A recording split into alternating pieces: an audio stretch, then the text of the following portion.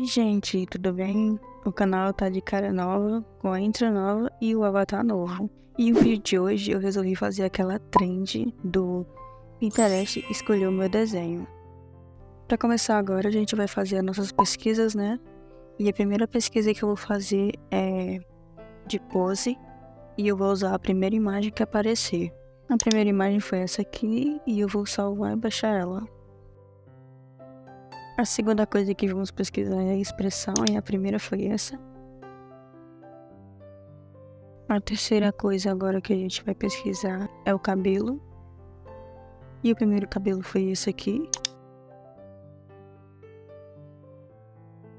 Agora a gente vai pesquisar uma roupa, e a roupa foi essa.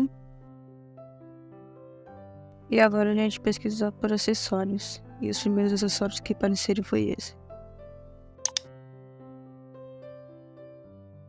Bom, agora a gente começa o processo de esboço. Eu tentei ao máximo ser fiel à pose que foi escolhida, mas vocês vão perceber no decorrer do desenho que eu meio que fui adaptando um pouco.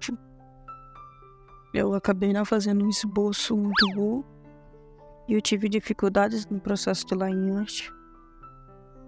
Por isso que é sempre bom a gente definir bem o nosso esboço e cada detalhezinho como se fosse a line art, para quando chegar realmente a line art a gente não ter dificuldade em colocar alguns elementos no desenho.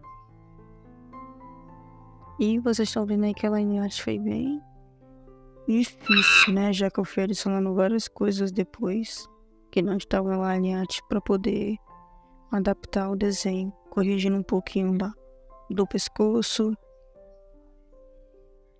da roupa dela também. A gente recebeu um pouco do rosto. O cabelo foi até que fácil de fazer e eu gostei bastante. Para esse desenho eu não escolhi muito bem uma paleta, e o meu que fui seguindo no automático, referente às cores bases de cada um dos elementos escolhidos. E eu fui colorindo papel, né, com aquela técnica que eu ensinei para vocês em vídeo.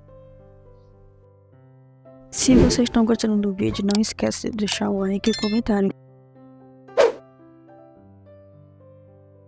Na parte da roupa dela, eu tentei fazer ao máximo a textura, né, da roupa que vocês viram.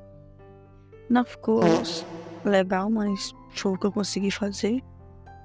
Ainda não sei bem colocar textura nas coisas, mas é algo que eu vou aprender. O cabelo foi a parte mais fácil e, como eu disse, eu adorei o cabelo. Eu achei que eu consegui deixar o cabelo interessante, ficou bonito.